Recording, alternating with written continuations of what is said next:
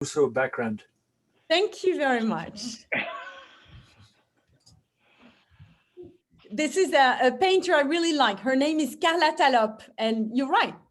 She's very fond of the Rousseau we all know about. Absolutely, le douanier Rousseau.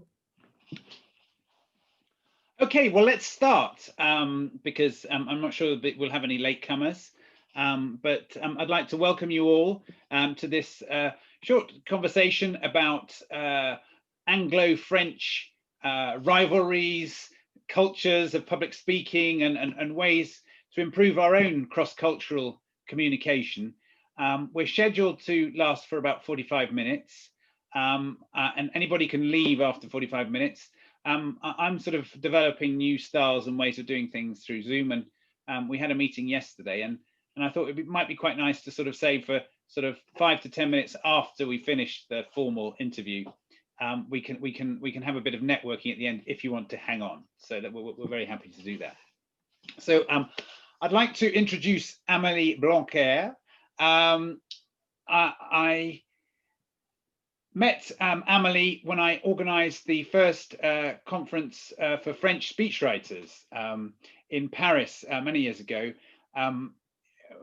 One of the strange things I experienced organising European conferences is that the Dutch were very committed, the Danish were very committed, and the Belgians, the Brussels community all came along, but we hardly ever got a French person turning up.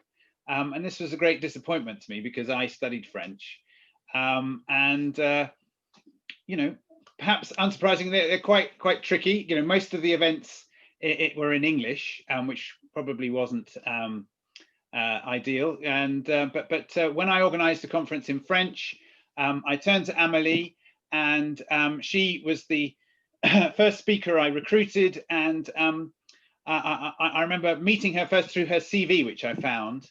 And it's a very impressive CV. Amélie studied at the Sorbonne, HEC, and the École Normale Supérieure, which is I don't know how you describe it, a sort of Bond Street education in for France. But the wonderful thing about Amélie is that she's also taught at Cambridge. She taught at Cambridge for a year, and she told me recently that she did a summer school at RADA, Royal Academy of Dramatic Art. So the great thing about talking to Amélie is that she understands the other side. She understands the Anglo-Saxon way of doing things. And something immediate connection I had with Amélie is Amélie runs a business writing speeches for corporations and top people, and that is quite unusual in the UK, and it's also very unusual in France. And you know, we have sort of advanced the fact that we run speechwriting training, but I'm still yet to find any kind of formal speechwriting training courses in French. So that's Amélie's introduction. Now, one of her best stories I find is that how she got her first speechwriting gig, which was writing for Carlos Ghosn. How do you spell it? Ghosn, is that right? The CEO of... well, we pronounce it Carlos. There are many ways. All right. Ghosn, who was the CEO of Nissan. So Amélie, can you explain to me how you were recruited and how your life up to that point had prepared you for this role? Wow, that's a big question. How did my life prepare me for that role? Well, to be honest, I started writing speeches when I was 15 because I lived in a place in the same building with my whole family. And then I started writing speeches because there were many marriages and many funerals. So this is how I started practicing. But then I thought it's not a way to, you know, earn your living. It's just a hobby of teenager.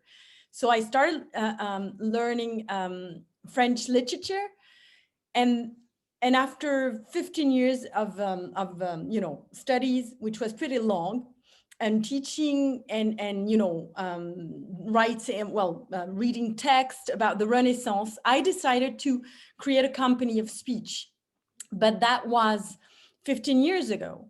So this is, in a way, how I prepare myself, through text, through rhetoric, history, like you, I guess. And well, this experience with Carlos Ghosn was very interesting, but I could talk about it later if you want, or now. Tell me what you want.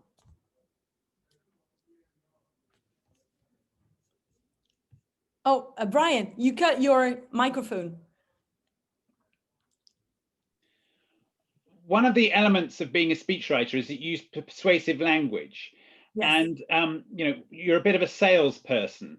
You're not using language sort of from an academic point of view, because I think that in both countries we kind of in awe of academia, but actually if you want to communicate with people, it's more like being a salesman.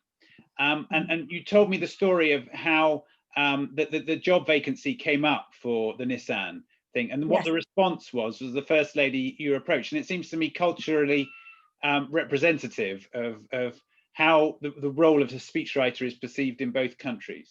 Yes, true. When I knew about the fact Carlos Ghosn, who was the president of Renault Nissan at that time, and one of the biggest CEO worldwide, when I heard he was looking for a speechwriter, a friend of mine who is a teacher at Sciences Po, which is a big institution in France, when she told me that, she said, someone asked me to be the speechwriter of this chairman. And of course I said no. And I said to my friend, you know what? I'd love to say yes. And she said, well, as far as I'm concerned, I said no, because, I would never work for such a man. I would never do that job. And I guess, and it is what you suggest, Brian, the fact you are an academic means that you cannot be a speechwriter, because one belongs to the temple, one belongs to what's high and estimated.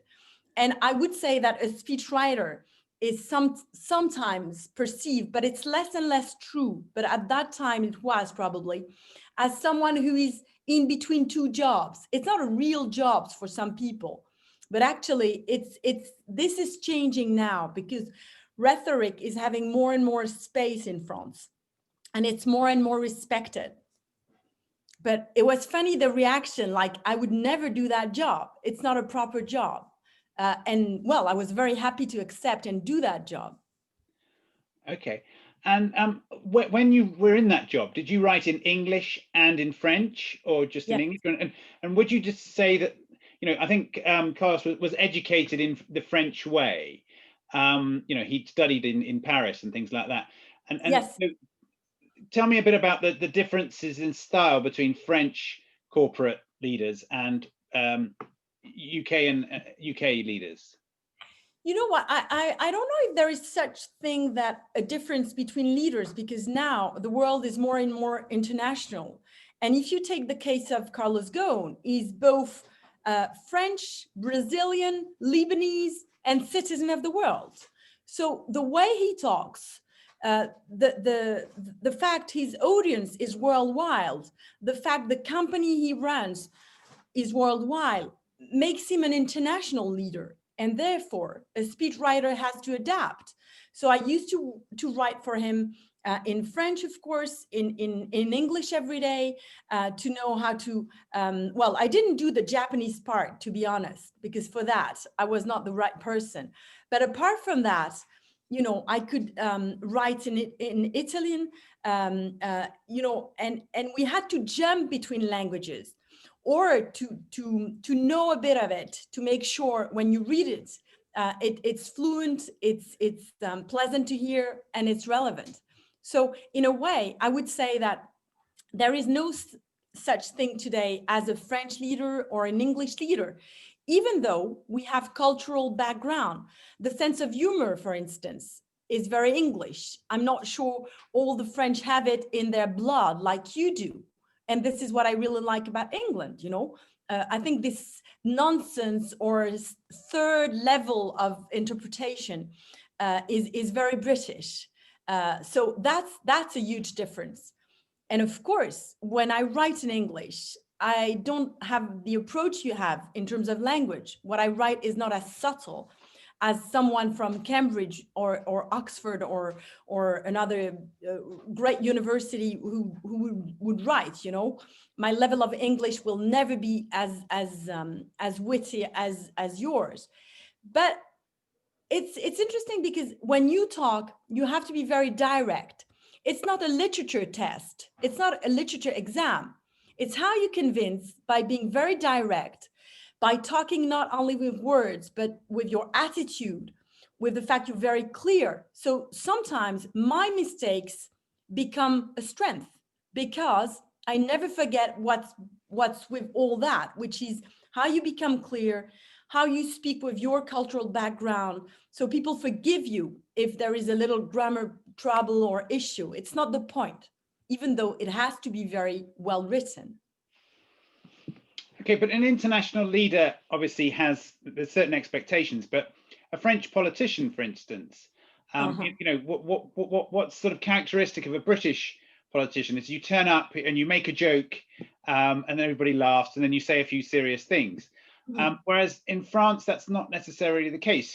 You know, they tend to say quotation from Mallarmé or Baudelaire to begin with, and the thing is that with Macron, you know, this business of he described himself as Jupiter, you know, kind of this sort of Greek god or whatever it is. You could never get away with that in English politics. That's true. So an abstract, you know, and the English pride themselves on simple words, whereas the French maybe like a bit of flowery language. So how have you observed these differences? Yeah, it's interesting because I would make a distinction between the business leaders and the political leaders. When I talk to you about international citizens of the world, I had in mind the business leaders. When it comes to politics, it's a bit different. You're right, and there is this huge tradition of speaking like a book sometimes in France. It is true with Macron, but it was true also with Pompidou. Pompidou, for instance, wrote a wonderful book about poetry, and he used to recite some poems with his ministers, you know, and we all know about that. That's very French. And Mitterrand wrote some beautiful letters to her love, Anne, who was not her wife, but he wrote probably about among the most beautiful letters of love I've never read. You know, it's brilliant. So this tradition of being very educated and showing it is very, very implemented in French politics. That's true. Yet, they are not all like that. And I think we become more and more Anglo-Saxon. Why?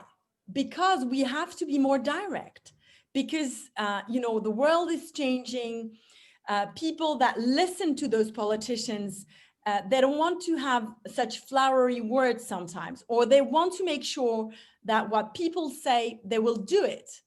They want words to become acts. And therefore, being direct, being less flowery, but more, you know, simple, as you say, is a big objective for many of them.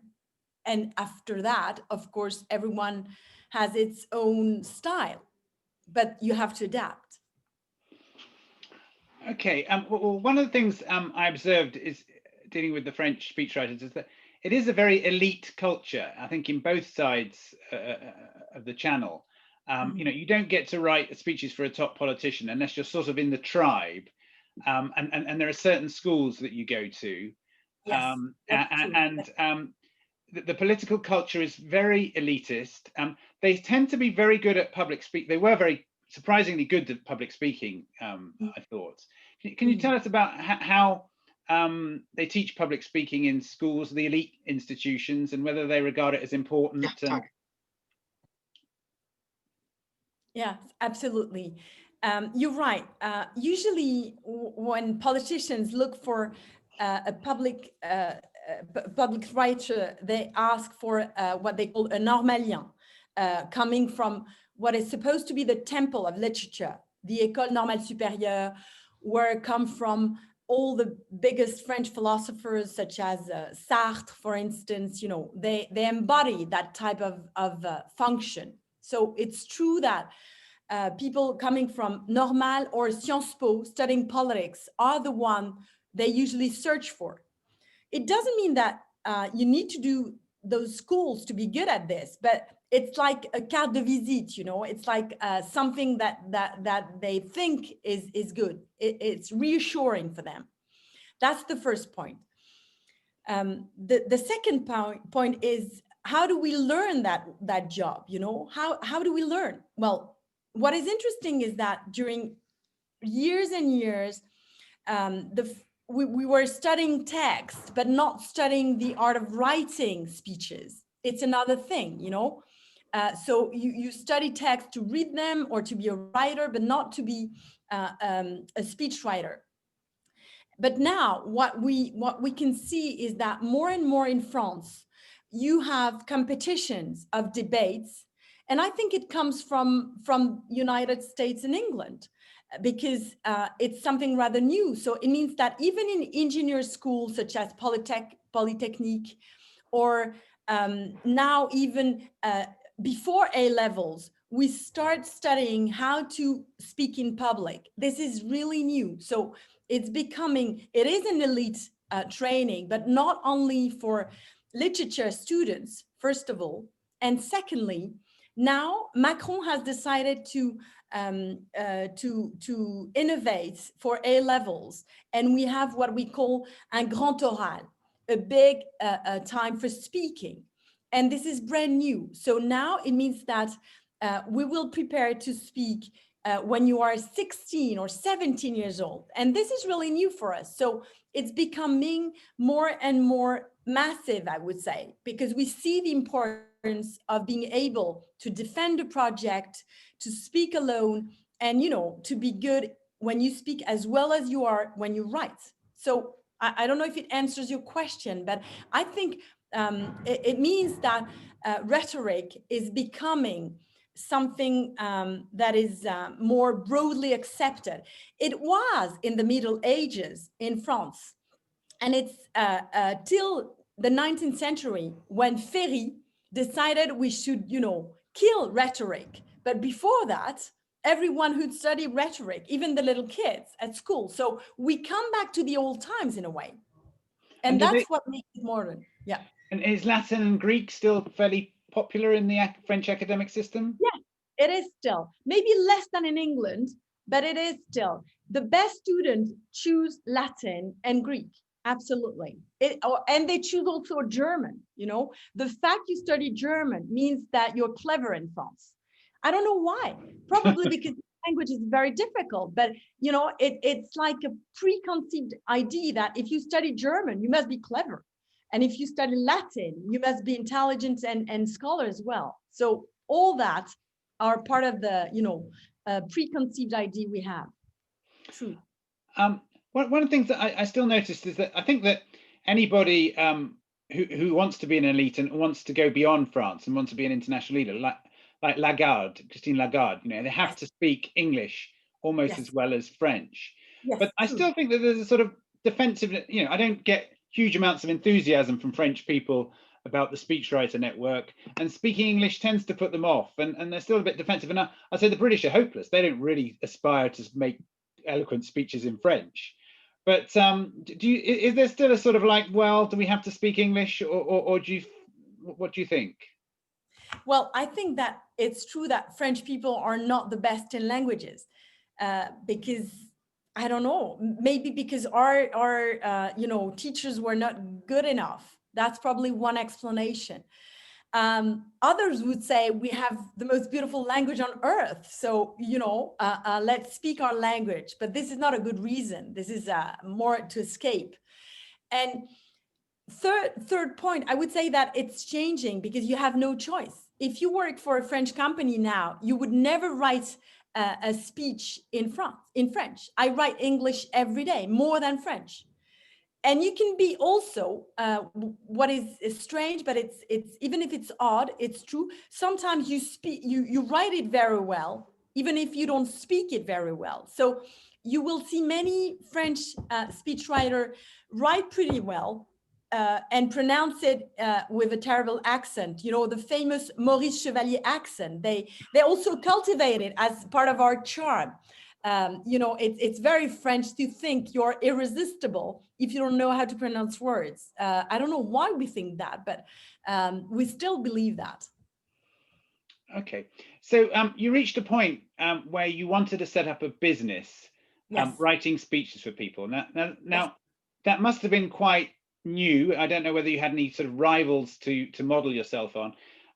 How do people, you know, if you wrote a letter to a top executive in France saying, I want to write your speeches for you, how did you do your marketing and how did you set up your agency? Interesting. Well, you just said it. I always propose to work for someone. Most of my clients are the one, whom I knocked at their door and said, "Hi, I'd love to work with you." And sometimes they look at you like, "We don't need you." And I say, "Yes, you need me." And after that, that's my job to convince them. But this is how I worked with Carlos Ghosn in a way, because he didn't know about my existence. And it was very interesting because when I met his team for the first time, I was 30 years old, and his team said, "Okay, we just have one question to ask you. How come you could work for such a CEO? What will you give him?" And I said, "Well, nothing." So the guy asked me the question again. "Sorry, can you repeat? You say nothing, so why are you there?" And I said, "No, I will give him nothing, you know. I will just translate his intelligence. This is my work. I translate intelligence. I know how to be a good translator from French to French, from English to English. You know, it's like a Woody Allen movie. You know, Bananas? You translate English to English. But here it's a joke. But in my case, it's not a joke, because I think our main issue is to make sure someone who has a vision, who is very clever, who needs to convince 1,000 of employees and people that will change the world or make a difference. You have to make sure what he or she says is well received, is easy to understand, inspire them to make them act. And therefore, my job is to translate. And at the end, the guy called me back 2 days after, and he said, "You know what? Usually when I ask someone to do this job, they explain me they will change the world. You have the humility to be just a translator. And this is what I'm looking for. And this is how I got hired." So you need to be very brave to say you need me, and you need to be very humble to know what's your job. This is my position, and it has been 15 years and it works well. So this is how I work and I get contracts. This is all about that. Okay, and do you frequently talk through a typical speech in terms of, you know, when I did a speech before Christmas, and I was Yes. contacted like 5 days before the speech had to be made. Yes. It was a 20-minute speech. Yes. They just emailed me a whole load of stuff, and they said, "Can you just come up with something really quickly?" Yes. You know, ideally we'd get about 3 weeks notice or a 3 months notice even. Yes. And then have access to have conversations, you know. And actually talking to the speaker online through Zoom is actually a really good way of getting access to them, because under normal circumstances, you know, when I worked for the chairman of BP, you'd get 15 minutes max, once every 3 months, you know. That's so tell us a bit about how the process works. And you know, I suppose having, you know, I know other freelance speechwriters in the UK just say to a top CEO, you know, if you were writing for Nissan, okay, it's £6,000 a speech, and some people say, "Wow, that's a lot of money." But you know, there are other ways of charging.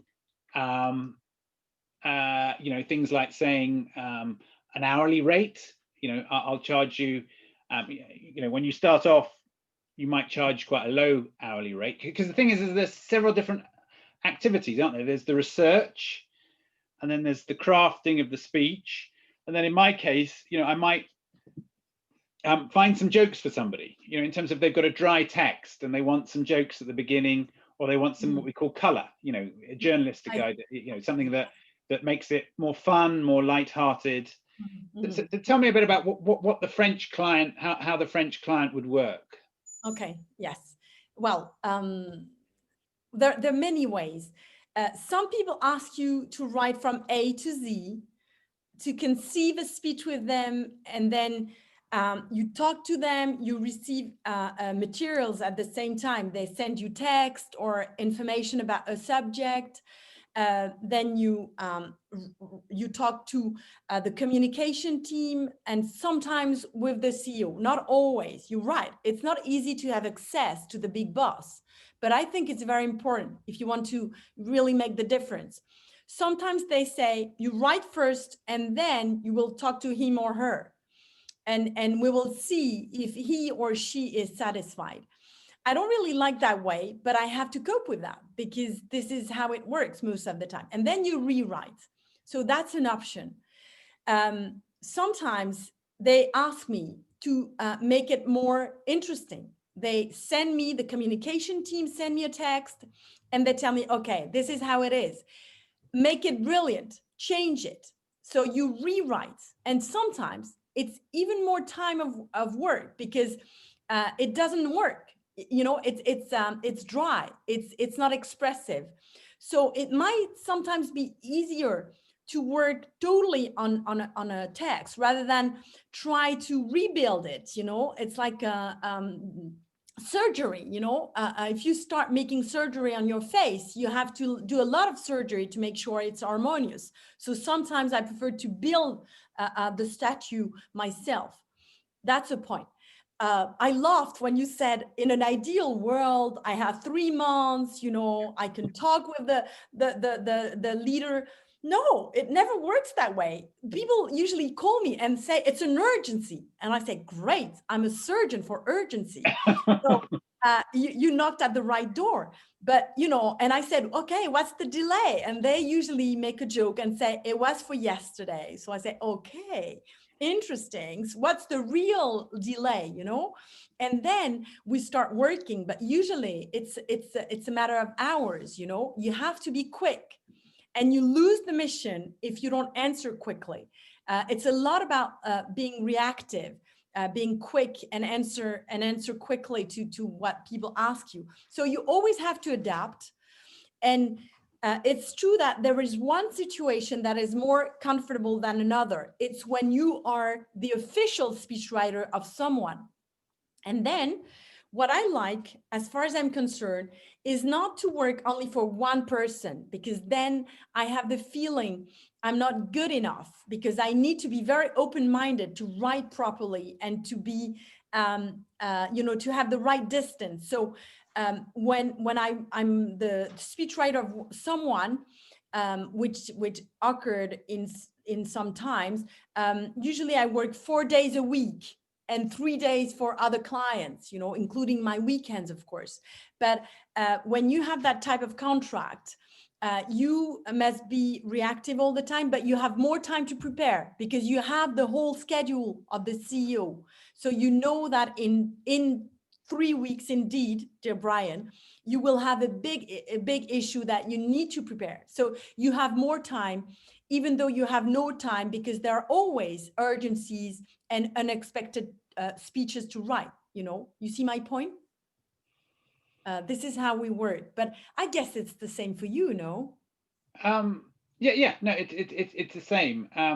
But I suppose I'm quite interested to find out, is it something that people, they come to you in a hurry and then you just tell them a fee and they sort of have to accept it, because No, this is not this way. Sometimes you ask them what is their, if you talk about money, you ask them what is their budget, or you ask them, you say, okay, it will need such I don't work with number of words. Some people do, but it's more translators that do that. I think it's about time that you need. So it's true that if they call you one day before the event, then you won't be able to have a big invoice because you have just one day to make it, you know. But at the same time, you adapt. So of course, they discuss about a price because it's always like that. It's like when you work in a strategy, agency, they discuss about the price, but then you start working very quickly. The time for discussion is not long, and they can say yes, or they can say no, or they can say, okay, what about that? And then you say yes or no very quickly. You have, again, to be very, very quick. That's true. No time for big philosophy. You have to be reactive. Okay. And why don't they have, there's quite a few little courses around in the UK if you want to learn to improve your speech writing, because clearly I suppose most speech writing in France, as same in the UK, is done by somebody in-house who's also writing the in-house magazine, the social media, the op-eds and all that kind of stuff. So yes, but it's true. Sometimes they're in-house, but sometimes, and I think that's the most clever situation, you have an in-house speechwriter and an out-house speechwriter, if I can say so.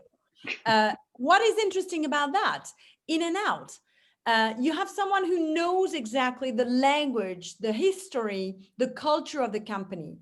And at the same time, you have an outsider like me who knows nothing and ask the good questions and know how to deal with the audience knowledge. So I think the mix between them can be very interesting, even though as I do, that you cannot write with four hands. It's not like a piano partition with four hands. You need to have a leader that writes, even though you can discuss. And it's interesting to discuss with another speechwriter about your own speech. I like that.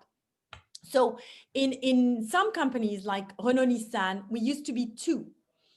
Okay. And in most of them, there is just one, but sometimes they accept it's an outsider. I've been working for the CEO of RATP Group, which is the leader of public transportation in France, in the cities of France. And I used to be 4 days a week or 3 days a week working for my CEO. And we worked with such trust between each other that it works. You need to have a very good relationship to make sure that works. Because if your CEO has the feeling he cannot reach you, then it doesn't work.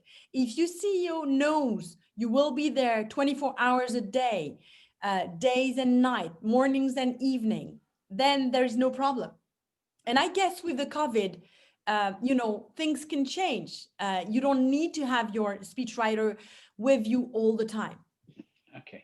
And how do they find you? Do you get business through the internet, or do you do marketing or LinkedIn, or how do they find you? Well, I don't do marketing, but now, like everyone, I need to interact on social media. I think it's a necessity for all of us. So I talk about my job like I do with you today, and I like that. Since I'm also a teacher of rhetoric, I give conferences on topics I like. What is dialogue today? What is it to be a leader? How do you manage your team? How do you improve your digital communication?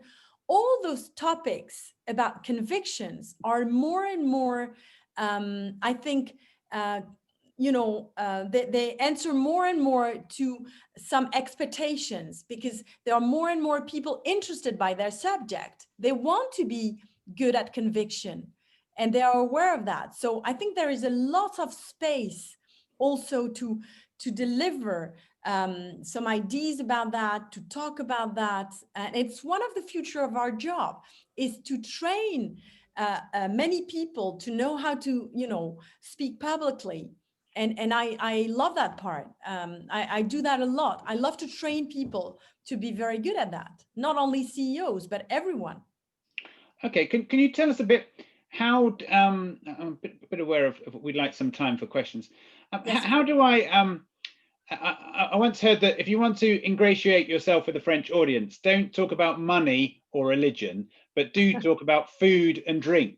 I think sometimes it is, there is a sort of massive misunderstanding between cultures. How do you please a French audience? Can you give us some ideas about that? Well, you gave a part of the answer. I'm not sure it's only about food and what do you say? Food Drink. and drink. Yes. Well, British people are quite good at drinking as well. I remember my students in Cambridge, at 5 o'clock, they were almost lying on the street. But, I remember taking them with my arm saying, okay, now it's time to go to bed. But we're cousins in a way on that point. So, in French, you would say match nul, like in football, like equal point, penalty. It's time to, now to give another point. Anyway, we love, of course, metaphors, talking about life and things culturally important for us, such as food, you're right, such as art de vivre, luxury, all that talks to our, I guess, our spirit, our cultural background. How do you please people? You also please them by having a good structure. We come from Descartes. Descartes is one of our reference. So we love dissertation, we love structure, 3 parts, 3 underparts. We're very rational in France. So in a way, when people recognize that it's well built, you come from what point, you go to the second one, and everything is well, well structured. There is one idea, very well built. They love that. A French audience would appreciate that. Even though the risk is to become too scholar. Again, when you speak, you're not a teacher. You need to be very lively and not become boring, and not, understanding you're not at school when you talk to millions of French people, for instance. But we love structure. What else? I guess the fact you use the language properly, with words that have music in them, a good rhythm. People will recognize the music of their language, because we're really in love with this French language, as English people are, I guess, with English. We know how to appreciate the sound of music, so it counts as well.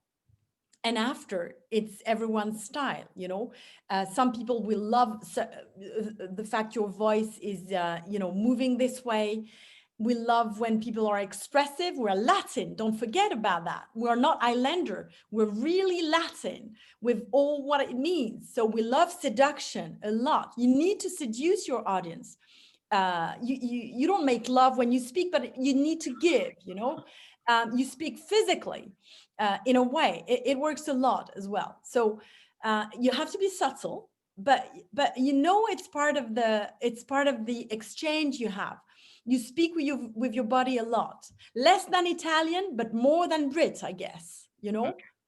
And after, there are as many ways of talking as many ways of being. But this is a broad way of thinking, a general view, I would say. Okay, and to finish up, we in Britain have weddings, and the males, the groom, the best man, and the father of the bride give a speech at a wedding, and yes. And it's expected to be funny, yes. And that's the sort of important English ritual. And yes. Also we have eulogies, and we have a sort of tradition of slightly humorous eulogies, especially at memorial services, paying tribute to the deceased. So how does that compare with French culture? I think, again, British people are very good at that. I really admire the best man speech in England. It's always something you prepare a lot. And of course, I've seen, like you, 4 weddings and a funeral. And I think it's pretty representative of what you guys can do. In France as well, it's very important to talk in such events, because, usually it's once in life, well, especially for funeral, except if you have a second chance to be alive. But apart from the Christ, I don't know anyone on that matter. And you know, it's a big moment. I like to make fun in funerals when it's appropriate, of course, when it's not tragic, but when it's the end of a long, funny, lively life, then you can do that. And this is how I started my job in a way, by, you know, being very faithful to someone's spirit. So if someone is making jokes, I think you should do the same in a subtle way, of course, but in that way. But I really love that exercise of eulogy, especially eulogy, because that's the last speech, the most difficult one. And it has to be both very deep and light at the same time. There is a lot of tension in that speech, because it's the speech you would never like to hear and that you need to hear to have comfort. It's a speech that is between death and life, because you act the fact someone is not there, but you make that person being lively through words. You convey the person again. It's a speech that is very personal, very intimate, and that at the same time has to be very universal, because you do it really for the audience. It cannot be a narcissistic speech. It cannot be a speech about me, myself, the dead, and I. It's about a universal, sacred part of between death and life again. So I think it's a very interesting, subtle, and it's a good exercise. I would recommend to anyone who wants to be a good speechwriter to train with eulogies, really, because if you become good in eulogies, you can do everything. You're prepared for everything, I guess. Well, that's my conviction. Okay, thank you, Amélie. Right, has anybody got any questions? Great to have a few questions.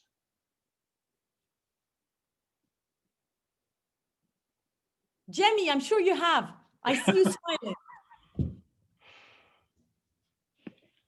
Let me see. Anyway, no, it was a complete pleasure listening to you, Amélie, and I can imagine you making your you know, congregation of mourners laugh and cry. Very important. Yeah, I was just a comment question. Not sure. I work partly in academia, partly do speeches. Academics, as you know, they're trained to, as we call it, problematize everything. So just when you think you might have an interesting theme, no, you have to dig under its foundations to reduce its impact. But actually, every academic longs to be polemical, and academics can be very boring, it's for sure. But when they really want to convince, I think they tend to get polemical. So it's a discipline. Right. It's a discipline they happily leave behind. Yeah, you're totally right. And you know what? We didn't have time to talk about that, but you raised the question. I think the most interesting speech are a mixture of a lot of culture that is never too visible, but that you can feel, you know. It's nourished by academia. It's nourished by open-mindedness. And so when you mix the two of them, the fact you have a big content, a big capacity of analysis, that you dig under the earth, you know, you problematize a subject. If you know how to deliver it in a lively way, if you know how to choose an angle and stick to it, then the best can come out of it. And usually the best comes out of it. And that's why it's an art. You need to have this background, but you need to know how to make it simple. And the big question is this. If you talk about nothing, it will be brilliant, but a bit empty. If you talk about a heavy stuff with a deep background, you just have to make sure you make it more simple, you make it more lively, you make it more light at the same time, you know, and I think that's the big issue. That's the balance to find. And I have had wonderful teachers that were such orator, such magic translators of their knowledge, that they gave me the desire to learn. And the big issue, the big objective of a teacher is to know how to deliver. So every teacher should be trained to know how to deliver to some students, to make sure they're very inspired.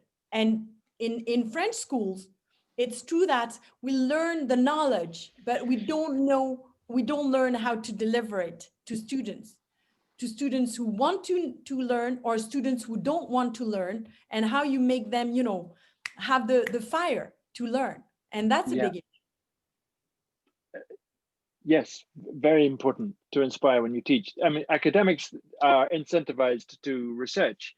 They you look at the website of lots of academic institutions, and it's kind of turn left for research, turn right for teaching, when they should be doing this all the time. I totally agree with you. I totally agree with you. Both should be together. You're right. And in France, it's the same question. Either you do research, either you stop being a teacher at a certain level, and sometimes the one who do research don't want to teach anymore. So or they're not especially good teachers, but they are so brainy. You would love them to be able to deliver it in a more lively way. You're right. Can I say one more thing briefly, and then I will be quiet? I had a fantastic interview with somebody who was commenting on some academic report, and he said, this report is horseshit. And the interviewer said, that's not exactly the discourse of academic writing, is it? And the reply was, the discourse of academic writing is why nobody reads academic writing. That's true. That's true. Yes, interesting. And Amélie, you've been to these sort of institutions like HEC and Sciences Po and all these kind of things. Do they have sort of graduation ceremonies where they make speeches? Do they have these rituals which sort of send you out into the world? No, we don't have that. We don't have that. The famous ritual you have, which is like an initiation in a way, and you will never forget that in your life. We don't have such passage, from being young to being adults. We don't have such moments, except in very international schools, such as l'INSEAD, for instance, in Fontainebleau next to Paris. But the students of INSEAD are, which is a very, very good business school in France. They have what we call a commencement speech, for instance, and I've been writing commencement speech for leaders to, make this famous speech where a leader talked to students that will now conquer the world and jump into the real life. If it is what you mean, we're not used to that. What is funny is we have such discourse of our director, and I remember that when I succeeded in passing HEC and Normal Supérieur, it was the same day. And the director of HEC, which is a business school, said, you know what? You are the leaders of the world. And the director of Normal Supérieur said, you know what? You are nothing. Everything starts now. So I had those two totally opposite speech. And I thought, well, maybe the two are wrong, but it's interesting. And I believe the fact everything starts now, and it's interesting to see two visions in two French institutions that are totally radically opposite. Okay. Any further questions? Alison. Yeah. Hi. Hi. Thank you. Hello. Thank you. It's really lovely to listen to you. So my question is, so the major public figures in France, Macron and so on, are there speechwriters publicly known about, or is it all still a bit hush hush that they work with speechwriters? No, they're well known.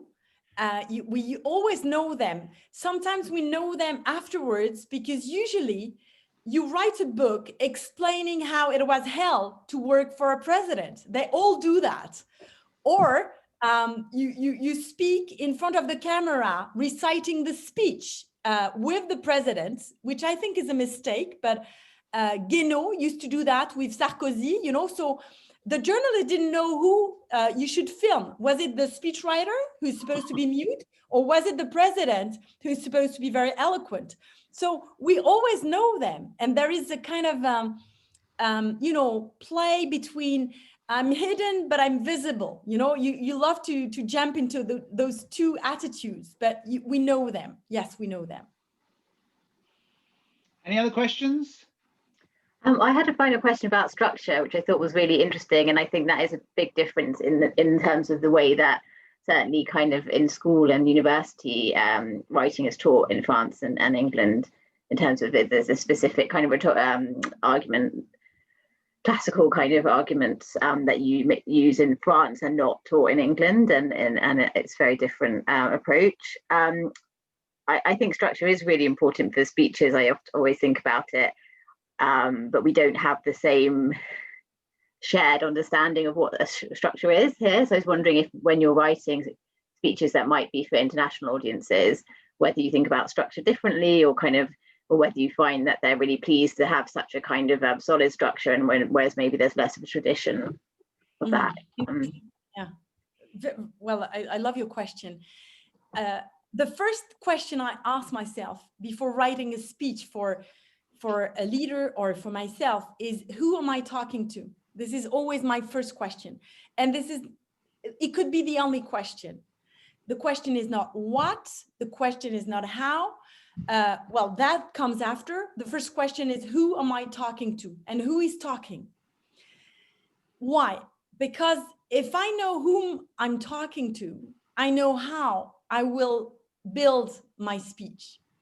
If I talk to students that need, you know, it doesn't mean that I will be more structured with students, but of course they are in the middle of structuring their thoughts all the time. You know, they write essays all the time. So the fact I adapt myself to their language, their way of thinking, is very important. So of course the structure will change depending on the audience. So that's the first point. The second point is that your structure can be different. I can decide that, you know, for instance, I always say you start with the conclusion. Why? Because people are in a hurry. So I try always to start my speech as if it was the end of the speech, which is great in a way, because, you know, in 2 lines, you know what I'm talking about. So I always start with that conclusion. And the rest is literature. The rest is about insisting on what I want to say and proving what I want to say. So what is true is that what is common with all the speeches is that I try, you know, to make sure that what I say, I can prove it. But the way I will demonstrate things can be very different. I can prove it by a story. I can prove it by a deduction. I can prove it by 3 numbers or 1 number. And I try not to be too complex. In any structure, I try to make it very easy to get, but the structure will change. And each time I know it has to be built like a house. It has to have fundamentals, pillars. You need to know what I'm talking about from the first second to the last one. And I think the most important part is the time where you cut the text. You write, you think before writing about what you want to say in 1 sentence, because you know what you want to say after asking yourself, whom am I talking to? Then you make a puzzle with the arguments that will prove what I want to say. Imagine my hand is what I want to say. I will attach the argument to the hand to make sure it's solid. And then after writing the text, I cut. I finally decide that finger is too much. And it makes it poor if I keep that. because it's not direct. So I cut a lot. There is a big part of cutting and getting rid of what is not obvious, of what kills the structure. And then you have something that is simple.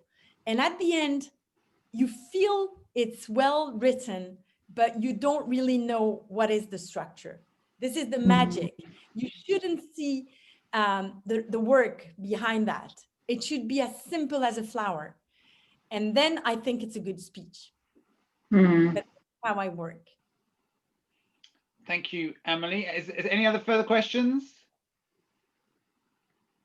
Well, I think it's a good time to wrap up. I'd like to jazz hands for Amélie. I think that's Thank you, fantastic. Amélie. Thank you very much. Thank you to all of you. Merci I love the Amélie, way of saying it. formidable. Merci beaucoup. Very Merci. good. Thank you for everything. Passionnant. I just need to stop the recording. Yes, and